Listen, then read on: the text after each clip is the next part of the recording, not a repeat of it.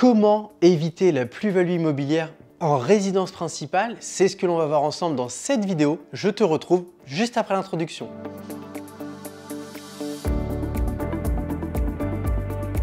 Bonjour à toi et bienvenue dans cette nouvelle vidéo. Tu l'as vu dans le titre, on va voir ensemble comment t'éviter de payer la plus-value que tu pourrais avoir à payer sur l'achat d'une résidence principale et sa revente avec plus-value. Et oui, je te confirme que ce n'est pas une erreur puisque en effet, comme tu le sais, si tu t'intéresses à la fiscalité, aujourd'hui, lorsque l'on investit en résidence principale, la résidence principale est exonérée de plus-value. Ça veut dire que si tu achètes un bien 100 000 € et que tu le revends 200 000 €, tu n'as aucun impôt à payer. Mais pour autant, il y a des situations dans lesquelles tu peux te retrouver à être redevable justement d'une plus-value auprès des services des impôts. Et le but de cette vidéo, c'est de t'expliquer comment faire pour anticiper ces points. Et on va tout de suite aborder le premier point. C'est le suivant, c'est celui de j'ai revendu ma résidence principale trop rapidement, c'est-à-dire pour le fisc que j'ai gardé environ moins d'un an ma résidence principale, et donc ce dernier peut très probablement venir toquer à ma porte et me réclamer cette somme d'argent et me dire voilà, au titre des plus-values, vous êtes redevable de X milliers d'euros. Et là-dessus, ça peut vite être une douche froide. Et donc, la première chose, c'est lorsque tu achètes un bien immobilier, de t'ouvrir une feuille Word dans laquelle tu vas noter tout simplement la situation dans laquelle tu te situes au moment où tu achètes le bien et la situation dans laquelle tu te situais au moment où tu as vendu.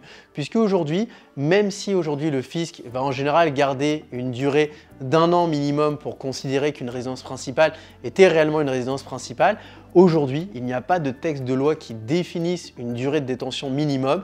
Et on a déjà vu des cas de jurisprudence où la personne avait par exemple gardé 3 mois son bien immobilier et le bien est passé en résidence principale. Et tout simplement, puisque aujourd'hui, il est très important que tu aies une histoire pour motiver ton achat, mais également ton départ. Et je peux te donner un cas qui est très fréquent, qui est celui de voilà, j'ai acheté, à la base c'était ma résidence principale parce que j'habitais à tel endroit, je travaillais à tel endroit, et regardez, autant de temps après mon achat, je me suis retrouvé muté professionnellement à l'autre bout de la France. Je me suis retrouvé à me séparer de la personne qui investissait avec moi. Et donc aujourd'hui, je suis légitime à bien déclarer mon bien en tant que résidence principale, car j'en ai réellement joui en tant que résidence principale. Et derrière, c'est l'avis qui a fait que. Et le fait justement d'avoir préparé ce Word, ça te permet, le jour où ça te tombe dessus, d'être extrêmement réactif et surtout d'éviter de stresser parce que tu n'auras pas à réfléchir au pourquoi du comment, même si au moment que je te le dis, ça te semble extrêmement limpide. Je peux te dire que par expérience de la part de personnes qui me l'ont raconté parce qu'elles l'ont vécu, le jour où on reçoit le fameux courrier des impôts, il y a un vrai blanc. Et ça aujourd'hui, le fait de l'avoir anticipé, ça peut énormément te sauver. Le deuxième cas dans lequel tu pourrais être redevable auprès du fisc d'une plus-value sur ta résidence principale, c'est le cas où tout simplement tu te retrouves à avoir régulièrement changé de résidence principale sur les 3 dernières années, sur les 4 dernières années, sur les 5 dernières années. Bref, tu l'auras compris que l'on peut détecter une notion de récurrence et un ordre de déménagement qui est anormal.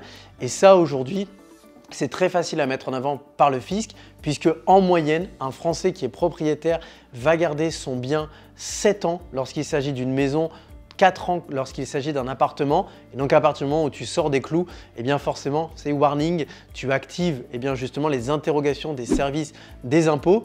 Et donc là-dessus, une nouvelle fois, c'est très important que dans tes explications, pour ne pas avoir à payer cette imposition, on ressente bien ta sincérité et que tu n'étais pas dans une dynamique volontaire de gagner de l'argent, mais qu'il y avait bien des situations. Je te donne mon exemple à titre personnel. Typiquement, le premier projet immobilier que j'ai emprunté en résidence principale, je me suis retrouvé dans une situation où j'avais acheté à 25 minutes de route de chez moi. Sauf qu'en fait, en réalité, la semaine, c'était pas 25 minutes, c'était plutôt 1 heure, voire 1 heure et demie avec les bouchons. Et donc, j'ai mis en avant le fait que c'était totalement invivable. Le deuxième projet immobilier, je suis passé d'un logement de 65 mètres carrés à un logement de 35 mètres carrés, certes en centre-ville, au pied de chez moi. Le problème, c'est que c'était beaucoup trop petit et c'était invivable sur le moyen terme. Et la troisième situation, celle où malheureusement je me suis séparé de mon partenaire de vie et donc après avoir vécu 9 mois dans le logement en commun, j'ai dû quitter ce logement. Et donc là-dessus, eh bien, tu le vois, on a 3 achats qui ont été faits dans la foulée sur 3 années avec à chaque fois des plus-values. Et pour autant, on a une histoire qui est véritable, qui est sincère et qui est vérifiable. Et donc à partir de là, on en vient eh bien, justement à se protéger et à montrer qu'on n'était pas dans un fait intentionnel de gagner de l'argent, mais qu'on est en effet juste sur des phénomènes de vie.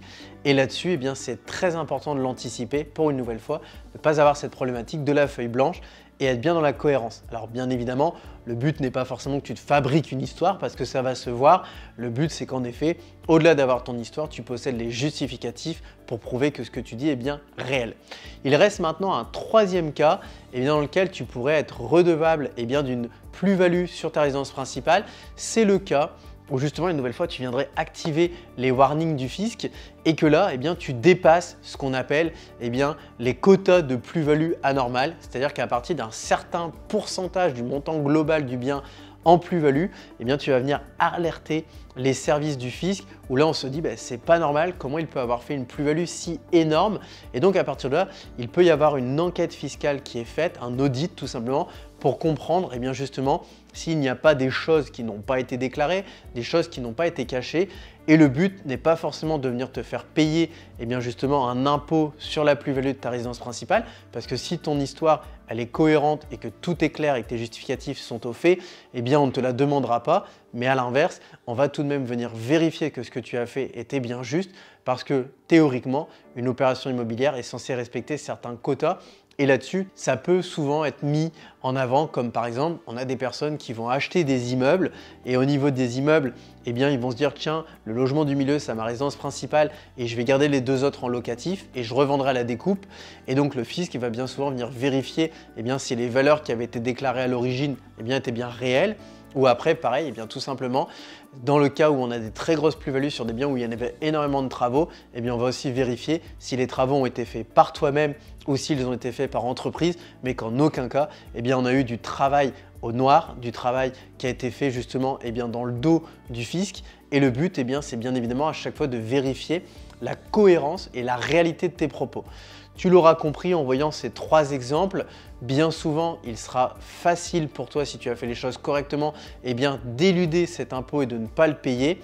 Par contre, justement, si tu as triché, ça sera très facile pour le fisc de te sanctionner. C'est pour ça que je t'invite à partir du moment où tu fais les choses correctement, toujours à garder une pochette ou un dossier sur ton ordinateur dans lequel tu viens stocker ton historique de vie, dans lequel tu viens stocker tes données pour justement anticiper ces contrôles que tu pourrais avoir. Et à l'inverse, si tu es dans une situation où tu pensais un petit peu filouter, à éviter tout cela, même si comme je le dis toujours, chacun reste responsable. Et bien voilà, cette vidéo touche à sa fin. Comme d'habitude, je te laisse me laisser un pouce bleu si cette vidéo t'a plu et pour me remercier du travail qui est effectué chaque semaine avec toutes ces vidéos qui te sont partagées. Et également, si ce n'est pas encore le cas, je t'invite à t'abonner sur la chaîne YouTube et à nous suivre sur les réseaux sociaux. Chaque semaine, ce sont des vidéos qui te sont partagées avec toujours de plus en plus d'informations et sur les réseaux sociaux, ce sont quotidiennement les coulisses de la société qui te sont partagées. Voilà, je te dis à très bientôt pour une prochaine vidéo et je te souhaite de très bons investissements. Ciao!